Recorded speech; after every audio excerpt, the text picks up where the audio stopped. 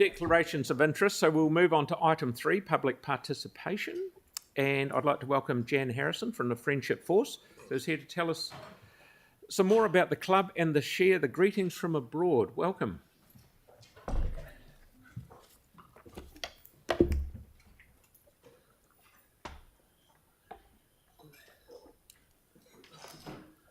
Morena everyone, and thank you for the warm welcome. I'm here today as Acting President of Friendship Force Christchurch to tell you just a little bit about what Friendship Force is and what it does and why it's important to the city, and also to pass on 2 letters from the mayors of clubs, of the places that our clubs who recently visited us come from in Australia at this stage. So Friendship Force was formed 45 years ago in America, and it's an international organisation in over 300 countries. The Christchurch Club is 38 years old, and there are 10 clubs in New Zealand now. Sadly, when I first joined in 2010, there were 21, but that has now reduced. The mission is to promote global understanding across the barriers that separate people, and how we do that is through learning about each other's cultures through homestays, which is a very different experience when you visit another country or another city than just being a tourist. The Friendship Force network is global, and it connects people who value and respect diversity and believe peace can be built one friendship at a time. World peace is a lofty goal, but little by little we are learning about other cultures and exposing them to ours. And the idea is that it's very difficult to make war against a friend. The Christchurch Club hosts internationally twice a year. Madison, Wisconsin from the USA is coming in November. And next year we have an outward journey to Cairo in Egypt, which is exciting. We've hosted clubs from 14 countries since we began. And we've had lifelong friendships. Personally, David and I, my husband, have made lifelong friendships with people in Japan, Taiwan, in Belgium, in Hungary. The list goes on. So through home hosting and meaningful travel experience, we learn about the other cultures, and we develop a better understanding of our world and discover shared humanity. And I think as Christchurch, I'm born and bred Christchurch girl, I think as Christchurch has become more multicultural, I find this, the experiences we have through Friendship Force more valuable and much more meaningful. Our local program involves showing them around our city and spending as much time as possible with the local people. One of our straplines is faces, not places. So whilst they get to do the tourist things in the city, the important part of Friendship Force is developing a relationship with the people. And we are very much assisted in that, and have been for all the years that the club has been running by our patron. At this stage it's Yanni, who has been patron of Friendship Force Christchurch for over 10 years. In the past it's been the Deputy Mayor. And we also get a lot of support from the International Relations team on the City Council staff, which is very much appreciated. Our visitors always appreciate the civic welcome that they get on behalf of you all. We maintain a monthly social program for our local membership as well, so that it's also developing friendships within the city. I've brought some brochures and I'll leave them for you, one each, so that gives you a little more understanding. And I have the letters from North Moreton Club in Queensland and the Brisbane Club. Yanni, do you want to? Oh, great, thank you. And I'm happy to answer any questions. Yep, no. no questions. Yanni, do you have anything to say? Oh, Being thank you. the patron as you are. Yeah, I just thought it would be nice to read out the letters Absolutely. that have You come can, if you from the other councils. But just before I do that, I just wanted to acknowledge Jan and the Friendship Force locally, and just to let councillors know that all through post-earthquake, the local club has been hosting overseas delegations who have come and given to our city, come and seen what we've been through and shared a lot of the experiences that we've been through. So despite all the difficulties that individuals have had through what has been a very tumultuous decade in Christchurch, the Friendship Force has continued to welcome people in with open arms. And those overseas groups too have also taken the opportunity to come and share their experiences and also offer us the support from many places around the world. So I just wanted to acknowledge that, and also just to commend the council staff and our international civic team for all the effort that they put into helping when the visits do come. As Jan said, it is very much appreciated. So without further ado, I'd just like to read the Mayor's letters to our Mayor. The first one is from the Office of the Lord Mayor of Brisbane. My dear Mayor, greetings from Brisbane, and I hope that your year has started well. Delighted to send this letter to you for the visit to Christchurch by Friendship Force. I understand the group will be staying with the Friendship Force Christchurch Club during the visit for the purpose of promoting friendship, peace and culture throughout the world. I hope the visit creates new links between the people of Brisbane and Christchurch. Please accept my best wishes for the coming year, and I hope you or a delegation from Christchurch can visit Brisbane in the future. So that was from Adrian Schreiner, the Lord Mayor of Brisbane. And the second letter is from the Office of the Mayor, and this is Peter Flannery, who's the Mayor of North Moreton, and he says, Dear Major, it's my pleasure to provide this letter for the members of the Friendship Force Club of North Moreton who are visiting your area. As you may be aware, Friendship Force is an international organisation focused on promoting understanding, cultural education and citizen diplomacy through homestay journeys and personal friendship. The Friendship Force Club of North Moreton is an extremely active group, and during the last 26 years has participated in approximately 50 social and cultural exchanges. He goes on to talk about the Moreton Bay region, home to almost 500,000 residents and located immediately north of the state capital, Brisbane. And he says he thanks you and your community for extending the hand of friendship to our residents, and I'm sure they will enjoy the experiences and form friendships that will produce many happy memories for years to come. Yours sincerely, Peter Flannery. So I'd just like to present these to the Mayor, and maybe just ask if Jan could just come up and have a quick photo. And thank you, Jan. This is very much appreciated. It's lovely. Thank you. Thank you.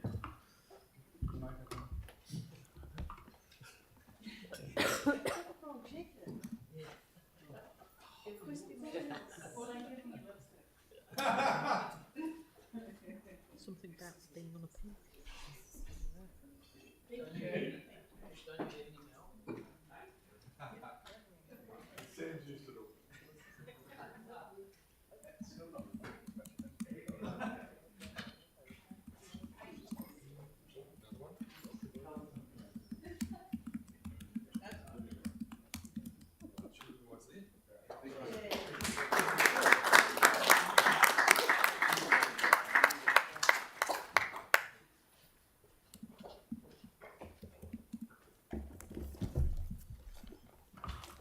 That's wonderful, wonderful.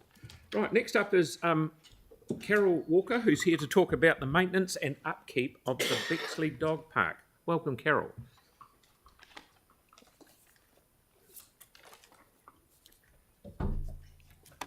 I will greet you in English. Good morning, Mr. Mayor. Good morning, everybody. Oops, don't fall off.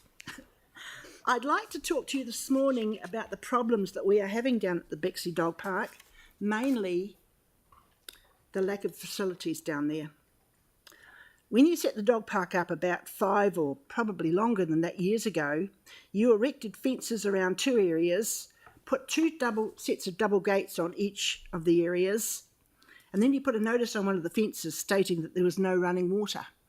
And it's been like that ever since.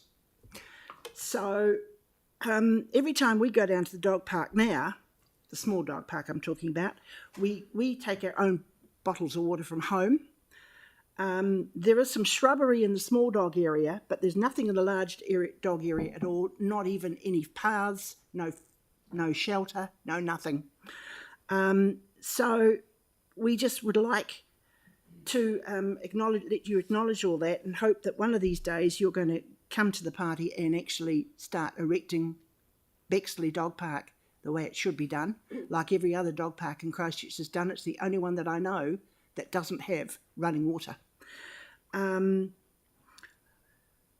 We've got some seats that somebody erected for us in the small dog park, but it's been done by friendly-minded people who are the husbands of dog walkers. So we have seats there, but the main dog park doesn't have any at all. Doesn't have anything. No shelter, no shade, no fencing, no paths, no nothing.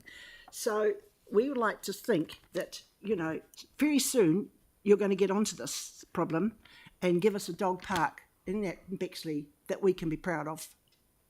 So that's all I have to say, but I do have one other problem to talk about, and I have a friend sitting here beside me, and she's far more knowledgeable about the subject than me. Right, good morning, Mr Mayor and fellow councillors. I'm Penny Wright. I'm a retired vet with very extensive experience over 40 years in practice, farming and as a consultant. And I want to discuss the barley grass issue in the park. It is definitely an animal welfare risk. And so far I've had no joy dealing with the council over the last 3 years, trying to get some action with respect to this. I published an article in the Star in November 21. We also produced a very comprehensive video showing the extent of the problems at the same time. And I've organised working bees because barley grass is an annual plant. If you actually get it at the right stage, like September, October, before it seeds, it is relatively easy to pull out. And that's why we have done working bees in October and November in the last few years. We have removed dozens of sacks of barley grass, but still we're up against a really big problem with the council because all the council is doing is mowing. Now, if you mow over barley grass, you just distribute the seed far and wide, and also you keep the plant vegetative, so then it puts up another lot of seed, and each time it's mown, the seed gets shorter and shorter. When I first got involved in the barley grass issue, which was in October 21, when I started using the park myself with a new dog to teach it off lead, the plants were the biggest I've seen in my life. I'm not kidding. A plant like this, the seed heads were up to that long. I have never seen barley grass seed heads. So one plant had literally must be tens of thousands of seeds. And so it's a very significant problem. I have dealt with dozens and dozens, if not hundreds, of cases with dogs. Barley grass in the ears is an absolute emergency, often during the weekend. They've got to knock the dog out to get that barley grass seed out as soon as possible before it actually goes through the eardrum, and it's costing owners hundreds of dollars. If it migrates through the body, I've spent once 4 hours surgery on a dog in North Canterbury tracing a barley grass seed through its body over 18 inches, and we eventually found it. But that dog was really debilitated because its system had been working against this barley grass, trying to wall it off for years. And so it's a very significant problem. They've been recorded in spinal cords, in the back of eyes, everything. The barbs on a barley grass only go one way, and if you go that way on a barley grass seed, smooth as anything, you try and get your fingers to go the other way and they just won't budge. And the point is really sharp. And so we've been putting up notices every year, well, I have been, getting them laminated for free by a stationery warehouse and putting them on the gates of the park at the beginning of the barley grass season, because I feel that I've got an obligation to make owners aware of the problems. And unfortunately, it does put some off taking their dogs there, but at least they know to check their dogs thoroughly, and if the dog ever just starts shaking its head vigorously, to immediately grab it, put it on a lead and get it straight to the vet, because every time that dog shakes its head, the seed actually just goes down further. So I would really like something to be done in the way of selective spraying, because I've used them for years. T-Dol and I think it's Nortron are selective sprays. They're pre-emergent. You spray both in usually about August and September before the barley grass actually comes up. Very effective. Okay. But obviously there's a cost involved in that. Thank you. I will just, Aaron's got one question. I'll just, even though we're Well, over I was time, only going to thank you for your time. No, I'll let very much. Aaron, Aaron will ask one question. Yeah, just quickly, are you talking about just at the Bexley Dog Park, or are you talking about all dog parks or all Bexley. parks? Just No, there? no, that's where it's by far the worst. It certainly is in Rawiti Dog Park as well, on a much smaller scale. I was able to clean the barley grass out of there on one of the years in sort of only 1 hour. I have checked the other parks, and there's certainly a problem in some of the others, but nothing like what we've seen actually at Bexley. Right. Okay. Thank you very much for bringing that to our attention. Thank you. Thank you very much for your time. Welcome. Good morning, everybody. Right. So now we have, I'd like to welcome on Zoom Jack, speaking on behalf of the Rainbow Branch of the Young Labour and the safety of our public transportation network. Welcome, Jack. Kia ora, and thank you for having me. I'm here on behalf of the Christchurch Rainbow Labour Branch, and I would like to ask that CCC invests more into making our public transport safer for the queer community. We're fully aware that central government is giving $78 million to Ōtautahi to invest in the public transport sector, and we would like some of this money to be used to making it safer for the rainbow community, and in turn, it will make it safer for everybody using the public transport. Over the past year, I have heard countless stories of people's negative and sometimes even horrendous experiences with public transport. From having to put up with homophobic, transphobic, and racist slurs, most of the time yelled at them, even some having food thrown at them. Some individuals have even been sexually assaulted on buses and even whilst they are waiting. The stories that I have heard and members of my branch have heard are horrific. It is utterly disheartening to know that this is happening in our city and that currently there isn't much being done about it. The antisocial behaviour happening in Christchurch on public transport is unacceptable. From the work that we have done in the community and listening to the community, it is clear that this has been going on for the past 3 years and is only getting worse each year. Main areas of concern that we have been notified are Riccarton, the central bus exchange, where I might add that queer people especially don't feel comfortable walking past the bus exchange, let alone using it to get on and off public transport. The university in Ilam, this is the main area that we've heard of sexual assaults happening. New Brighton and Hallswell also being another 2 areas where we have had many horrific stories. It is clear that this problem is happening across our city. There are many things that we would like to see done. These include, but are not limited to, all bus stops having a shelter, as currently there are too many that don't, and this leaves people having to take shelter in bushes during rain and the Canterbury winds. This puts them at more risk of being assaulted. And better lighting around bus stops, not only to help people with a better view of their surroundings, but also better lighting for CCTV cameras, which is our next ask. We are wanting to have CCTV on all buses and bus stops. Signal lights is something that has also been brought up with us. The community is wanting signal lights at bus stops. This is to help them during after dark areas, to press a button to notify a bus driver that would be driving past. There is somebody waiting at this bus stop to be picked up. We are also asking for QR codes, or even better, a phone number to text. The phone number has been brought up to us as some people don't have access to data. This would be used where you could report an incident straight away. So you'd either scan the QR code or send a message to the phone number, and you can report an incident whether it happened to you or whether you witnessed it.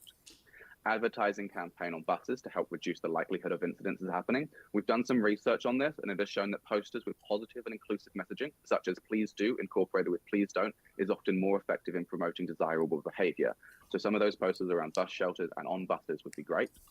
We would also like to see better training for our public transport staff, but especially bus drivers. This needs to include training on how to deal with an incident of sexual assault, hate crime, whether that be verbal, abusive or physical, as well as diversity and inclusivity training, especially around unconscious biases, as we've had many reports of bus drivers themselves treating people of colour poorly, and some de-escalating training would also be good. We would also love to see more high-frequency buses late nights on Thursdays, Fridays and Saturdays on services such as 1, 3 and 5, as well as the Orbiter. These are the areas that we have identified with the interviews and research that we have conducted. We understand that this particular ask may not be feasible at the moment, but that at least it is looked into. We fully understand that this cannot be all done by the CCC, and have already spoken with the Deputy Chair of ECAN as well as another ECAN councillor, and we will be doing a deposition towards them soon. We are very happy to keep doing the ongoing research in this area if it would help the City Council, especially when it comes to reaching out to the Rainbow community. An example of public transport that has been made safer for the community is Auckland, where they have implemented many things to making sure that their services are safe for all. One of them is a safety number to text if there is any sort of threat and proceeding happening. An officer will meet at the next stop, whether that be the train stop or the bus stop, and deal with the situation.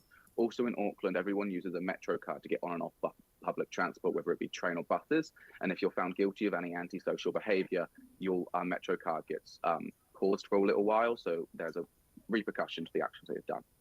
And finally, I would like to say it was great seeing you, Mr. Mayor, at the opening of Pride Week, and amazing to see you having our communities back there, and hope you have our communities back here too. We are also looking forward to seeing you there next year, and hopefully with a list of things your council has done for our community. I suppose now I ask if there is any questions. Jack, your timing is impeccable, so I'm sure there'll be no questions asked in the next 11 seconds. So thank you for your time and making time to come on Zoom. Thank you. Aaron's got one, sorry. I had one because Yanni didn't. Just a quick one, and thank you for your deputation. Do you think it would get more people on buses if buses were safer, or there's more buses? Because that money's tagged to create more buses, bus lanes, so on and so forth. So what's the better spend to get more people on buses? It'd be making the buses safer. If people currently don't feel safe using buses, then it doesn't matter how many buses you've got. People aren't going to use them because they're not feeling comfortable to use them. Brilliant. Thank you. Thank you very much, Jack. Thank you. Good answer. What happens with those suggestions? Some of them are actually really quite good. Can I ask Dawn? Yes, she's writing them down. Yep. We also have a group that is chaired by the Chief Executive of ECAM, which has been looking at the wide range of issues in relation to public transport and safety issues, including the bus station. So I will make sure these issues are fed through to that group. Oh, that's great. Thank you. You're welcome. Thank you, Pauline. Finally, I'd like to welcome Tanya Jenkins, manager of the Estuary Trust, who is here to speak to us about the Trust's annual Mother of All Cleanups event. Welcome. Thank you very much, and good morning, everyone. For those of you that are aware of who the Estuary Trust is, I'm representing hundreds of residents who really value the Avon Heathcote Estuary for its ecological values. Part of what we do is many events to look after the estuary, but today, surprisingly, I'm sure, by the way, that some of you, when you saw my name on the agenda, you may have thought, oh no, she's coming to give 50 reasons why the 360 trail proposed pathway is not a good idea, but no, we're going to leave that for another day. Today, I'm going to tell you about something really super exciting, and that is our annual Mother of All Cleanup events happening on the 13th of May. The day before Mother's Day, giving residents an opportunity to give their gift to Mother Nature by cleaning up her waterways. The photos you see there are from last year, and you see at the bottom centre there, you will see Councillor Templeton there, who has kindly agreed 2 years ago to become the patron of the event when Ruth Dyson, who used to be the patron, retired from her position as MP. Now, how do I get to the next one? How do I get to the next slide? Ah, there we go. We all know where the litter comes from. That's easy. But the fact that it's going in our waterways really concerns a lot of people. Keep New Zealand Beautiful campaign, which you may have heard of, they did a research fairly recently and found that 16% of people in the communities litter and 84% do not. Of that 16%, they're usually aged males, aged between 22 and 44 years of age, which is very helpful because it gives us a good target to educate those people to stop littering and why they should stop littering. But it's really encouraging to see that 84% really care. And those are the people that will be coming on the 13th of May to help us out. This is the committee.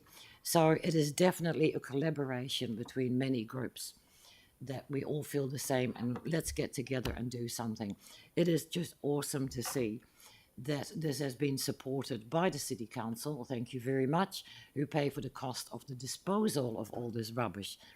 and Environment Canterbury providing us funding for the enormous amount of health and safety equipment we need for us to do this project safely. We started in 2015 with only 5 groups, and look, 3.3 tons of rubbish was collected. By 2017, we realized, oh my goodness, 9.5 tons of litter, this is ridiculous. So we did a deputation to the council to request that the litter booms in our 2 rivers are reinstalled, which they were damaged during the earthquake. And thank you so much. As a result, the river booms, as you can see from this article, were reinstalled in the rivers. And look at the difference that is making. Immediately, we see a massive drop of litter entering our waterways by doing that. This year, 65 community groups have registered to help clean up waterways. They're all allocated a certain stretch of any of our waterways. With 65 groups, we run out of waterway for them to work along. So now we're extending to the Littleton Harbour, Akaroa Peninsula, the beaches. We're asking schools who want to participate, and we don't want them near waterways and roadways, to go to their local park and do the clean up there. This is massive. We're talking about 4,000 to 5,000 people out there picking up litter. So where to next?